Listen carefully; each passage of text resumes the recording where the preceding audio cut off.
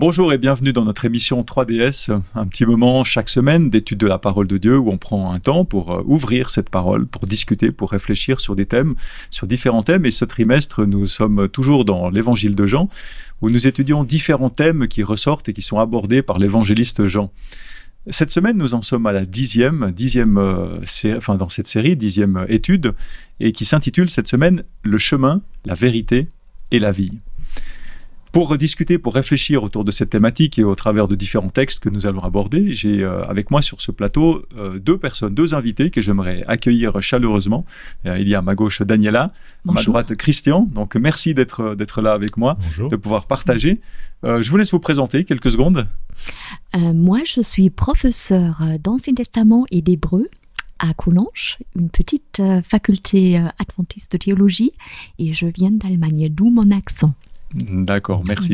Collonges, c'est à côté de Genève, hein, pour oui, mettre en place. En France, voilà. À côté exactement. De Genève. Bonjour à tous. Bonjour, bienvenue Daniela. Oui, bonjour. Et moi, je suis pasteur dans 3 églises dans l'arc jurassien. Voilà. Et je viens de la Belgique. La Belgique, donc c'est très hétéroclite. Tout mon accent. Voilà, exactement, exactement. Voilà, maintenant que les présentations sont faites, restez avec nous, on commence tout de suite.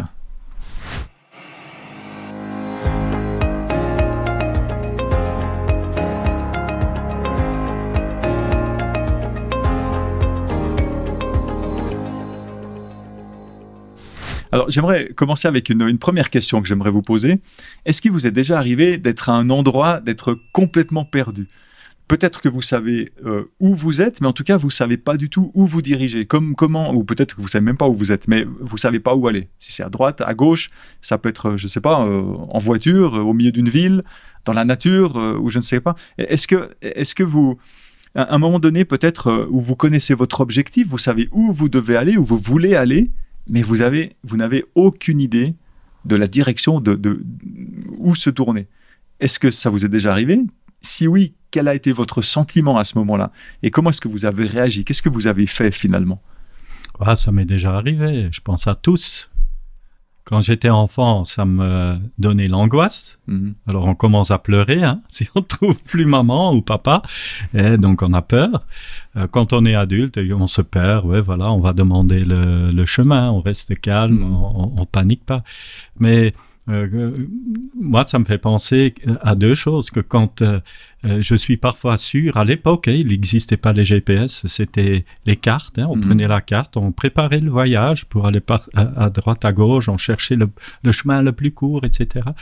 Que même si on avait prévu tout, même si j'avais l'endroit bien en tête où je devais aller, ça arrive quand même qu'on peut se perdre. Et deuxièmement, l'autre chose, c'est que si je me perds, on trouve toujours. Tous les chemins mènent à Rome. Donc, on s'en sort toujours. Et on peut voir ça un peu peut-être dans notre vie spirituelle aussi. Parfois, on a un but, mais parfois, on va prendre un autre chemin. Et deuxièmement, parfois, on est perdu, mais on peut toujours revenir. Très bien. On aura l'occasion d'en reparler aussi. Merci, Christian. Et toi, Daniela ? Ça m'est arrivé. J'ai habité près de Berlin pour quelques années. Et il y avait une forêt immense. Et je me suis perdue dans cette forêt. Mais elle était vraiment immense. Et se perdre dans une forêt, c'est pas drôle. Parce que les arbres, ça se ressemble quand même pas mal. Donc là, j'ai retrouvé mon chemin. Mais le sentiment, c'est quand même un sentiment étrange. C'est vraiment la peur. C'est le sentiment d'être totalement perdu. C'est quand même une situation désagréable, très très désagréable, et j'étais toute seule parce que j'aimais marcher toute seule, donc pas très confortable, pas très agréable. On est déstabilisé, un peu dérouté, désarçonné, voilà, il faut prendre une décision, etc. C'est pas évident. On préfère avoir des points de repère et des directions claires. Oui. Absolument. Très bien. On va en parler justement de ces points de repère dans notre étude et comment Jésus se positionne comme un point de repère pour notre vie. Avant de commencer avec le texte biblique qu'on va ouvrir rapidement maintenant, j'aimerais vous inviter à prier avec moi. Seigneur, nous voulons te remercier pour cette étude, pour ces invités, pour cette discussion, pour ce moment qu'on peut prendre à réfléchir sur ta parole. Et on te demande que ton esprit soit avec nous, que tu puisses nous guider, nous éclairer, nous éclaircir, nous faire avancer sur ce chemin, Seigneur, pour mieux te connaître, mieux te comprendre, mieux connaître, savoir ce que tu attends de nous dans notre vie, Seigneur. Merci pour toutes les choses que tu fais pour nous. Nous te prions au nom de Jésus. Amen. Amen. Alors, comme introduction, l'évangile de Jean, qu'on étudie déjà depuis 10 semaines, l'évangile de Jean est divisé en 4 parties. Il y a le prologue qui correspond à Jean 1, les versets 1 à 18. Ensuite, il y a le livre des signes. Alors, Jean appelle ça des signes, les autres évangélistes appellent ça des miracles. Mais ce livre des signes, c'est plutôt de Jean 1, 19 jusqu'à 12, 50. Ensuite, il y a une troisième partie qui est plutôt le livre de la gloire, Jean 13 jusqu'au chapitre 20. Et puis ensuite, il y a l'épilogue, qui est plutôt à la fin, à partir du chapitre 21. Et durant toutes les études précédentes, les 9 études précédentes, on a étudié le prologue et le livre des signes, c'est-à-dire les miracles. Et maintenant, avec notre étude de cette semaine, on aborde la troisième partie de l'évangile de Jean, c'est-à-dire le livre de la gloire.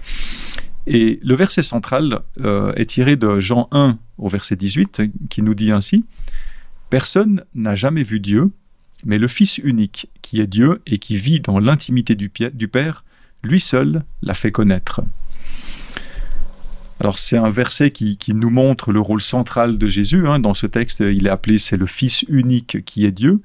Et ce rôle de Jésus qui est de faire connaître Dieu le Père. Alors rien qu'avec ce verset, on peut déjà entamer une très très longue étude sur la Trinité, un Dieu unique composé du Père, du Fils, du Saint-Esprit, mais c'est pas le sujet de notre étude. Alors je vous propose de pas trop nous attarder là-dessus et qu'on en reste aujourd'hui juste à Jésus pour mieux comprendre son rôle, sa mission au milieu des hommes il y a 2000 ans et qu'est-ce qu'il représente encore aujourd'hui pour l'humanité. Alors mes questions, à qui s'adresse Jean dans son évangile, en particulier dans le verset qu'on vient de lire? Et qu'est-ce que Jean veut dire exactement quand il dit « Personne n'a jamais vu Dieu, le Fils unique l'a fait connaître ». Qu'est-ce que ça change pour vous? Qu'est-ce que ça change pour l'humanité aujourd'hui? Oui, à titre personnel, j'aime beaucoup l'évangile selon Jean parce qu'il est très philosophique. Il réfléchit sur la vie et ça commence sur la vie finalement. Et voilà, finalement, le texte biblique s'adresse à l'être humain, à la famille humaine qui s'est perdue en quelque sorte, qui a besoin des repères. Et là, dans ce prologue qui est très philosophique, voilà, au commencement était la parole. Donc là, au commencement, ça me rappelle le Premier Testament. Au commencement, Dieu, le livre de la Genèse. La parole était avec Dieu et la parole était Dieu. Et après, au verset 14, et la parole a été faite chair. Donc, un Dieu qui est là, avec qui notre histoire en tant que famille humaine commence, et finalement un Dieu qui se fait chair, qui va à notre rencontre et qui habite parmi nous, qui tabernacle parmi nous, et après pleine de grâce et de vérité. Et nous avons contemplé sa gloire, une gloire comme la gloire du Fils unique venu du Père. Donc contempler la gloire de quelqu'un dans l'Antiquité, ça veut dire contempler un peu le caractère de quelqu'un, la manière d'être de quelqu'un.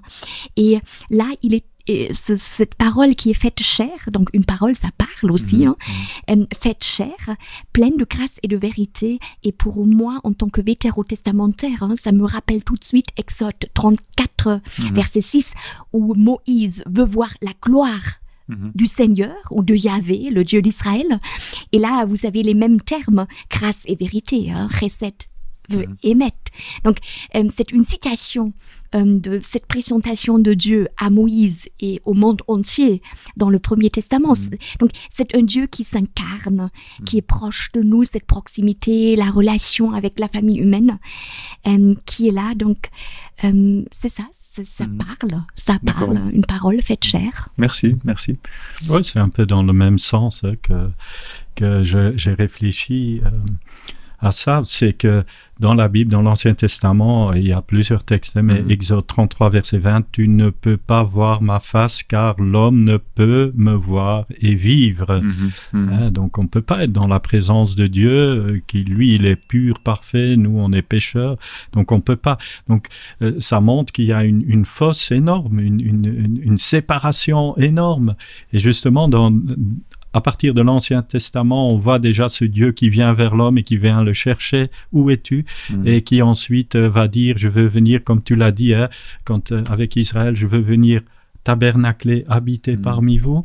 Et ensuite, il va envoyer son Fils. Et Jésus vient révéler ce caractère de son Père. Il vient montrer que Dieu n'est pas un Dieu comme on le présente souvent, un Dieu dur qui juge et qui... non, Jésus vient montrer que avec son caractère, avec sa manière d'être, qu'il est là pour les autres, qu'il est attentif, qu'il a de l'empathie et qu'il est venu vraiment même pour sauver l'homme à la croix. Donc ça, c'est une belle image. Donc tout d'un coup, on reçoit l'image d'un autre Dieu, un Dieu qui est complètement différent. Et justement, on entend souvent dire les gens, « Ah oui, mais moi... » Est-ce que tu crois? Oui, moi je crois qu'il y a une puissance, mais ça fait tellement lointain. Ça fait tellement lointain. Moi je crois dans une puissance qui a quelque chose. Hein? On entend. Mais à ce moment-là, ça reste très distant et ça reste abstrait. Et justement, quand Jésus vient vivre ici sur terre, c'est dans la relation qu'il est fait. Donc finalement, on a un Dieu qui est un Dieu de relation, pas un Dieu distant, pas un Dieu méchant. Ouais, c'est du concret, et quelque chose qu'on connaît. La relation, on est des êtres sociaux, des êtres relationnels. Hein. Donc il vient se mêler quelque part pour être comme nous et pour entrer en relation avec lui. Très bien. Les chapitres 13 à 16 de l'évangile de Jean se situent juste avant l'arrestation et la crucifixion de Jésus, quand Jésus est encore avec ses disciples. Et ce qui est intéressant dans ces chapitres, Jésus va leur transmettre des enseignements, et c'est les derniers enseignements, comme un testament finalement, avant qu'il les quitte. Et dans le chapitre 17, il y a encore la prière, aussi ce qu'on appelle la prière sacerdotale. Mais dans ces chapitres 13 à 16, on peut bien cerner, vu que c'est un moment critique quand même, hein, ce dernier moment de Jésus avec ses disciples, on peut bien cerner l'importance de ce moment et la profondeur de ce que Jésus va leur dire avant de les quitter. Et dans ce contexte, si je reprends les premiers versets dans Jean 13, les versets 1 à 20, la scène, elle commence avec un repas que Jésus prend avec ses apôtres à l'occasion de la fête de la Pâque. Et là, il y a une scène surréaliste qui se produit. Au verset 4 et 5, le texte nous dit que Jésus se lève de table, il se défait de ses vêtements, en tout cas des vêtements qui le dérangeaient ou il garde quelque chose de simple. Il prend un linge qu'il attache comme un tablier et puis il verse de l'eau dans une cuvette et il se met à laver les pieds de ses disciples et à les essuyer avec le linge qui lui servait de tablier. Alors je pense que c'était plutôt inhabituel comme scène, c'est pour ça que c'est quelque chose de complètement inédit. Jésus n'avait jamais réagi comme ça ou fait comme ça.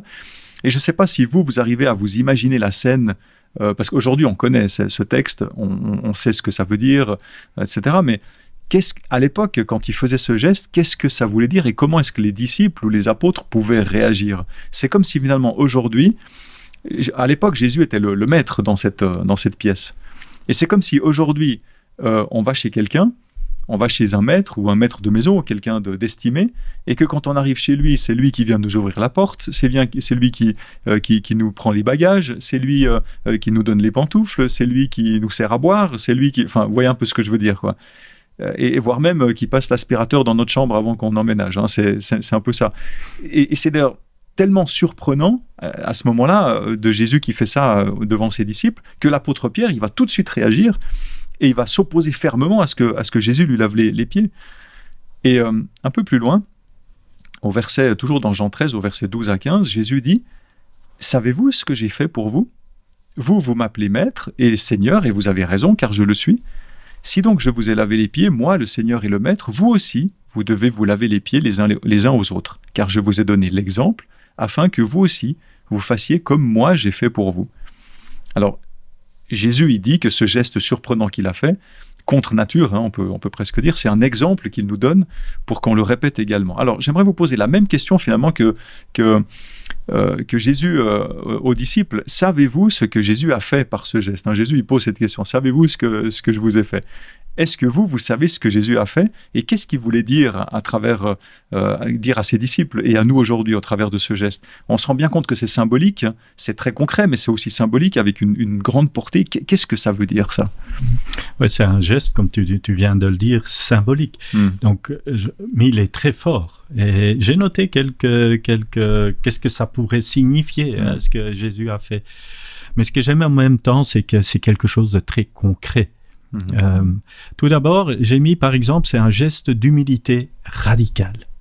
Normalement, c'était les serviteurs que quand on avait les pieds poussiéreux, qui allaient laver les pieds de ceux qui venaient, c'était celui qui était au bas de l'échelle qui faisait cette activité. C'était pas le maître de la maison. Donc, signe d'humilité.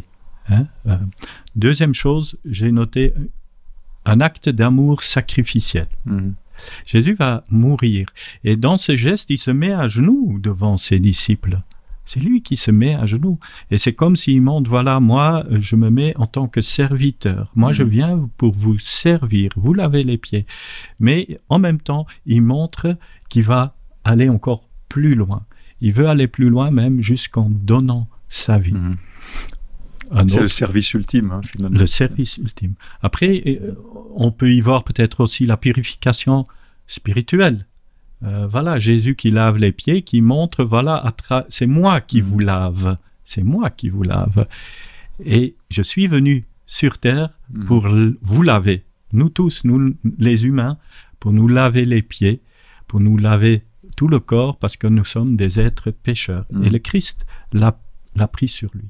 Et ensuite, j'aime bien quand Jésus fait cet acte qui est très concret et qui va dire, il faut suivre mon exemple. Et là-dedans, c'est qu'il essaye de nous donner cet état c'est un état d'esprit. C'est peut-être aussi, ce que Jésus veut montrer là, c'est pas seulement dans la théorie et dans les paroles, chers amis, mais c'est aussi et surtout dans la pratique qu'il faut agir.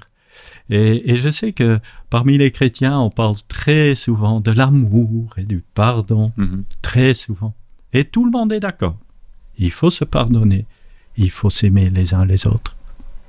Mais oh, que c'est difficile quand il y a un problème qui surgit. Alors, ah non, mais c'est l'autre qui doit venir vers moi, c'est l'autre qui pardonne. Donc on voit, mais c'est partout, c'est dans notre société, c'est comme ça. C'est tellement difficile. Et Jésus, c'est comme s'il veut montrer, voilà, ça doit être concret. C'est pas seulement dans les paroles, mais ça doit être aussi dans les actes. Et je peux témoigner de quelque chose que j'ai vécu. Un jour, j'ai dû discuter avec quelqu'un et la personne ne l'a pas très bien pris. Bien qu'on n'était pas fâchés l'un contre l'autre et quand on se voyait, on se parlait, on se donnait la main, il n'y avait pas de souci. Mais à chaque fois que quand il y avait la Sainte Seine et le lavement des pieds, cette personne-là restait assise et ne participait plus. Donc dans la cérémonie, dans l'église, au sein de l'église. Au sein de l'église, merci de préciser. Et un jour, je suis allé vers lui, et j'ai dit, allez, viens. On va faire le lavement des pieds. J'ai dû un peu tirer, mais il est venu. Et on a lavé les pieds ensemble. Et je dois dire, depuis ce moment-là, maintenant, quand il y a la Sainte Seine à l'église et le lavement des pieds à l'église, il descend tout de suite avec nous pour faire le lavement des pieds. Donc voilà, c'est parfois la théorie et Jésus montre, et je trouve ça magnifique ici, c'est un geste, mais vraiment pratique. Mais c'est intéressant, ça devient, au travers de l'exemple que tu donnes, ça devient aussi un symbole de réconciliation, finalement. Pas seulement de service, mais qui amène à une réconciliation. Oui, je vois dans ce geste beaucoup de liberté. D'un côté, parce que le Christ, il reste calme avant sa mort et il pense à l'autre avant sa mort. C'est quand même une liberté incroyable qu'il a à l'intérieur. C'est-à-dire penser à l'autre, bien que on soit condamné à mort. C'est vraiment fort. Et aussi, ce geste de liberté, c'est-à-dire le maître peut devenir serviteur. Ou le maître, ou être maître, ça veut dire servir. Et c'est aussi un acte de liberté. Parce que si je ne sers pas d'un cœur libre, je deviens esclave dans le sens péjoratif. Et là, je vois cette beauté. Donc, il ôte ses vêtements, il se rend nu, en quelque sorte. La famille humaine, d'après le livre de la Genèse, elle connaît la nudité, après avoir pris le fruit défendu. Donc, il se met à notre niveau. Et aussi, le récit de la création qui parle du fait qu'il prend de la poussière, il se salit les mains en nous façonnant. C'est le relationnel, il donne son souffle, la vie dont parle Jean, la vie véritable. Donc là aussi, je vois un geste relationnel, mais profondément relationnel. C'est un Dieu qui souhaite entrer en relation avec nous parce que nous avons été créés pour vivre en relation avec lui. Donc, je pense que c'est quelque chose que Dieu a mis en nous, ce désir de vivre en relation avec lui. Si cette relation n'est pas intacte, il y a toujours un vide incroyable qui nous guette. Il faut le combler et ça peut mener à des pistes un peu intelligentes, disons comme ça. Et là, je vois une beauté relationnelle là-dedans, cette humilité dont vous avez parlé, cette humilité, mais dans toute la liberté. Parce que je dirais, l'amour, oui, mais sans liberté, il n'y a pas d'amour véritable. Donc, c'est toujours la liberté qui précède tout, finalement, à mon avis. Et être maître, c'est être serviteur. Oui, c'est ce que Jésus fait, il bouleverse. Il va le dire aussi, celui qui veut être le plus grand doit servir. Dans notre société, c'est imaginable, dans notre personnalité. Si tu veux être quelqu'un, il faut se rabaisser d'abord. Il faut être narcissique aujourd'hui. C'est le narcissisme généralisé. On voit la richesse d'un geste simple de Jésus, mais qui ouvre la porte sur beaucoup de notions et des choses très, très interpellantes pour nous. Et si je reprends la suite de son enseignement, si j'arrive au chapitre 14, Jean 14, les versets 1 à 3, Jésus, il va dire que votre cœur ne se trouble pas, mettez votre foi en Dieu, mettez aussi votre foi en moi.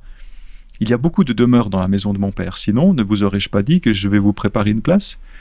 Si donc je m'en vais vous préparer une place, je reviens vous prendre auprès de moi pour que là où moi je suis, vous y soyez aussi. Et là où moi je vais, vous en savez le chemin. 4 versets aussi avec beaucoup d'intrigues et beaucoup de choses à discuter.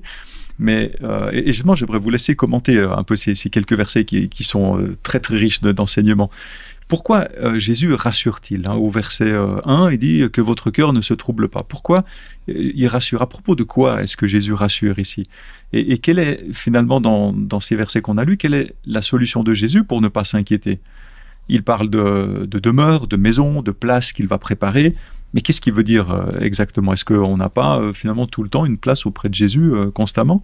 Et finalement, qu'est-ce que signifie sa promesse au verset 3? Je reviens vous prendre avec moi. Oui, je pense qu'il parle de la condition humaine. Je prends cette expression qui est très philosophique, mais la condition humaine, finalement, le dilemme de l'être humain. Dans un monde absurde, ambigu, brisé, donc le cœur se trouble. D'accord, dans la pensée biblique, le cœur, c'est beaucoup plus que le cœur émotionnel dans nos sociétés occidentales. Mais on peut être troublé face à la vie, et on est troublé face à la vie. Voilà. Et là, il dit que votre cœur ne se trouble point, croyez en Dieu, croyez en moi. Donc, ayez confiance en Dieu, ayez confiance en moi. Et la confiance se construit. C'est-à-dire, il y a déjà une histoire commune entre le Christ et ses disciples. Il faut avoir une histoire commune pour pouvoir faire confiance, on est d'accord. Et ça, c'est important pour tout le relationnel, ça c'est clair. Et après, voilà, il va préparer juste une place. Peut-être une question par rapport à ce premier verset. Quand il dit que votre cœur ne se trouble pas, est-ce que c'est pas déjà il essaye déjà de les prédisposer à quand Jésus va mourir et qu'ils seront dans le désarroi le plus total? Est-ce que c'est pas déjà un peu les préparer en disant mais ne vous inquiétez pas, et qui dit déjà ça en avance par rapport à une situation dans laquelle ils seront très prochainement finalement à ce moment-là? Je crois que oui, il veut les préparer à cet événement traumatisant finalement. Il les avait prévenus, mais ça n'a pas forcément aidé beaucoup. Mais c'est vrai, cet ancrage qu'on peut avoir, même si tout s'écroule autour de nous, parce que finalement, tout va s'écrouler autour des disciples. Soyons honnête, ça va être une crise plus tard. Donc là aussi, il y a quelque chose à creuser, d'avoir un ancrage, parce qu'on ne peut pas prédire la vie. Et avec les hauts et les bas, donc oui, préparer le cœur, faire face, avoir un ancrage intelligent, la confiance, et un Dieu qui veut être avec nous dans ces moments difficiles aussi, parce que je vois la connexion, elle reste intacte, bien que le Christ meure. Voilà, je vais préparer, il y a un au-delà de la mort, il va vaincre la mort, parce que c'est la parole qui est vie, Donc il y a aussi quelque chose à creuser, oui, je suis tout à fait d'accord. Merci Daniela. Oui, je pense aussi que Jésus savait comment ses disciples allaient réagir. On voit que quand, même s'ils disent « Ah non, mais nous, on te quittera jamais », ils ont vécu 3 ans et demi avec lui. Pour eux, c'est le Messie, c'est le Fils de Dieu, c'est lui qui vient poser le royaume de Dieu sur terre, c'était leur idée. Et ici, on voit que Jésus les prépare, les encourage, parce qu'on voit que quand Jésus est fait prisonnier et qu'il va mourir sur la croix, comme les disciples vont être perdus, mais complètement perdus. Et ce que Jésus fait, c'est très psychologique aussi. Il dit, voilà, il montre que son départ n'est pas définitif. Il promet qu'il va revenir. Il dit aussi qu'ils ne vont pas être abandonnés. Quelque chose qui est très important justement dans l'évangile de Jean aussi, et ça c'est dans des chapitres plus loin, chapitres 14, 15 et 16, où Jésus va parler du consolateur à plusieurs reprises, comme pour dire aux disciples, vous n'allez pas être seuls, ne vous inquiétez pas. Et aussi, il veut qu'ils aient cette foi en lui. Gardez cette foi, faites-moi confiance, vous me connaissez, on a marché ensemble, on a fait des choses ensemble, faites-moi confiance. Et après, il va aussi utiliser pour moi un langage très connu pour le peuple de ce temps-là, pour les disciples. J'ai lu une fois un commentaire d'un rabbin qui dit que le mariage en Israël, c'était, voilà, le père, il vient avec le fils vers la mariée. On discute d'abord le prix. Quand on a trouvé un accord, le père et le fils repartent chez eux, et que dans la maison des parents, du père, on allait construire un lieu pour accueillir la mariée avec son mari. Donc le fils, il reste habité dans la maison. Et le rabbin explique aussi que le fils ne savait pas quand il pouvait aller chercher la mariée. C'était le père qui décidait. Et je trouve ça très joli parce que Jésus, il utilise ce langage. Tout d'abord, c'est lui qui est venu payer le prix, ici sur terre, pour nous. Et ensuite, quand il dit aux disciples, je vais partir, je retourne chez mon père, et je vais vous préparer une place. Et Jésus va plus tard dire aussi, nul ne connaît le jour ni l'heure, seulement le Père. Donc Jésus utilise quelque chose qui était très connu à cette époque-là. Voilà. Donc, et qui montre bien aussi la relation entre Jésus l'époux et l'Église, son peuple, qui est l'épouse. Absolument. Ouais, très, très intéressant. Donc, et je pense en utilisant quelque chose qu'ils connaissent, qui est commun pour eux, ça leur donne confiance, ça peut leur encourager. Très bien.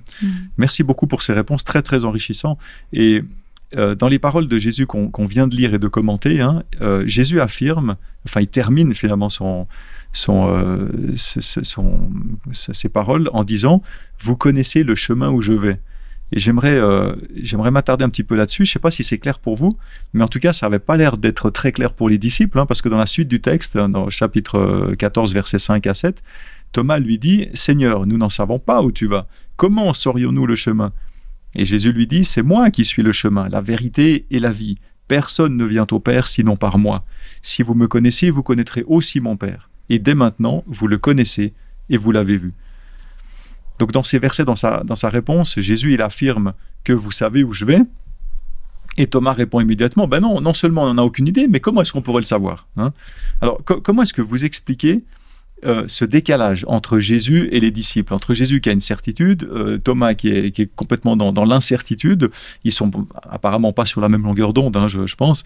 Et je pense que c'était aussi peut-être l'état d'esprit des autres disciples, hein, que Thomas était peut-être le porte-parole un peu des autres. Pourquoi Jésus est-il aussi certain et que les disciples sont autant dans l'interrogation, dans l'incertitude? Qu'est-ce que veut dire Jésus par sa réponse ici pour expliquer qu'effectivement ils connaissent le chemin? Et puis aujourd'hui, est-ce qu'on comprend ce chemin? C'est quoi ce chemin? Il y a quelques semaines en arrière, avec l'autre école du sabbat qu'on a fait, on a vu que, voilà, on a parlé que les gens sont... l'humain est terre à terre et Jésus tire souvent dans le spirituel. On n'est pas sur la même longueur d'onde. Et ici, pour moi, c'est très clair, on n'est pas sur la même longueur d'onde. Jésus parle, voilà, qu'il y a autre chose. Je vais aller vers mon Père. Pourtant, ils ont vécu avec Jésus, ils le reconnaissent comme le Messie, le Fils de Dieu. Donc, ils auraient pu comprendre que à travers Jésus, lui qui est Fils de Dieu et qui a le chemin qui mène vers le Père. Pourtant, il y a ce décalage. Eux, ils parlent vraiment d'un chemin terre à terre, ici sur la terre. Tu vas aller où? Tu vas aller à droite, à gauche, à droite, tu vas à Cana, tu vas... C'est ça, exactement. Voilà, c'est la question, mais il n'est pas le seul, parce qu'on voit souvent cette opposition dans la parole de Dieu. Il y a Nicodème, par exemple. Il faut naître de nouveau. C'était un des grands responsables juifs qui est venu, des hommes instruits en secret voir Jésus pour en savoir un peu plus. Un homme instruit, un pharisien instruit qui connaissait la parole. Et Jésus, quand il dit il faut naître de nouveau, lui, il pense littéralement, parce qu'il pose la question, dans le ventre de la mère. Mais pourtant, dans ce texte, on peut lire en grec les mêmes mots. Naître de nouveau peut aussi être traduit par naître d'en haut. Jésus parle de quelque chose qui vient d'en haut. On doit naître dans l'esprit. Et voilà, je pense qu'ici, Jésus explique le chemin et il le montre parce qu'il va le dire après, c'est moi le chemin, la vérité et la vie. C'est moi qui mène vers Dieu. C'est moi qui mène vers la vie. C'est moi qui est vérité. Si le monde te dit de faire autre chose, non, c'est moi qui est vérité. C'est moi qui est juste. Et si vous voulez vivre, c'est par moi qu'il faudra passer. C'est vous donner votre vie à moi. Parce que moi, j'ai pris vos péchés sur moi. Voilà, je pense que c'est lui, il se présente comme la porte qui donne accès à la vie éternelle. Le passage passe par lui. Après, c'est peut-être pour les gens qui n'ont jamais étudié ça, mais c'est intéressant d'étudier le tabernacle ou le temple. Tous les symboles qui sont présents dans ce tabernacle font référence finalement vers Jésus et nous montrent le chemin dans le tabernacle, comment on peut revenir vers Dieu. Là où il y a dans tout le processus des sacrifices dans l'Ancien Testament, avec le temple au milieu, enfin le tabernacle. Le tabernacle, c'est ça. Très bien. Merci beaucoup pour cet enrichissement. Et Daniela, par rapport à cette question, Jésus, le chemin. Oui, tout à fait, parce que je dirais la métaphore, elle prend une réalité concrète et voilà, finalement, il y a une réalité existentielle, cosmique ou qui est plus haute que la réalité concrète. Et je pense ici, le chemin, c'est pas le chemin concret qu'on emprunte tous les jours, c'est autre chose. Hein. Ça parle d'autre chose. Et ça renvoie à autre chose. Et finalement, je pense que le Christ, à l'époque où il vit, il doit se frayer un chemin à travers tous les chemins juifs qui existent à l'époque, parce qu'il y a toute une tradition, toute une interprétation qui existe à l'époque. Et les juifs sont les enfants de leur siècle, il ne faut pas les accuser, hein, c'est comme nous aujourd'hui. Donc il y a un chemin, c'est le Christ, et le Christ le représente, un chemin où finalement on rencontre la vérité, mais la vérité est une personne, hein, c'est le Christ, c'est Dieu fait chair, ou cette parole faite chair qui apporte la vie. Donc là, il y a un chemin sur lequel on peut avoir une rencontre réelle, une relation réelle avec cette vérité. Et voilà, on a la vie. C'est la vie, parce que je pense que la famille humaine aspire aboutir à la vie. Hein. On veut vivre. Et on emprunte beaucoup de chemin pour vivre. Mais finalement, on est déçu. Il y a beaucoup de déception. Voilà, le désespoir, l'angoisse existentielle, etc. Donc, on veut vivre. Et qu'est-ce que ça veut dire, vivre finalement, la vie? Et c'est très beau ce que le Christ il dit, hein, parce qu'il dit « je suis hein, », le « je suis hein, »,« je suis le chemin, la vérité et la vie ». Donc, c'est une personne finalement, c'est pas une abstraction philosophique, hein, c'est une personne, c'est quelqu'un qu'on a pu toucher, qu'on a pu voir, qui est là, qui est en relation avec nous, qui est digne de confiance, hein, parce qu'il est ce qu'il est au monde. Voilà, c'est très très beau, hein, c'est très existentiel finalement. Hein, cette notion de vérité qui est une personne, oui. Ça change énormément la manière de voir hein, des choses, parce que quand on discute avec les gens et puis qu'on parle de la vérité, comme le disait à l'époque Pilate hein, devant Jésus, oui, mais c'est quoi la vérité? Et je pense qu'aujourd'hui, on est vraiment dans cette question dans notre société. Quand on parle de la vérité à quelqu'un, chacun aura défini sa propre vérité. C'est abstrait. Et là, comme tu le soulèves, si on réfléchit autrement, si on réfléchit que la vérité, c'est une personne, ça veut dire que là, déjà, ça devient très concret. Et on rentre en relation avec cette personne. Il y a aussi une marge de manœuvre, il y a quelque chose à développer. C'est pas quelque chose de figé, c'est pas quelque chose de... Enfin, ça ouvre le champ sur une réflexion à mener, hein, mais ça ouvre, ça met le premier pas dans quelque chose d'incroyable, où la foi, où la croyance, et la relation peut s'installer et se développer. Hein, c'est une notion... J'aime bien parce que cette relation...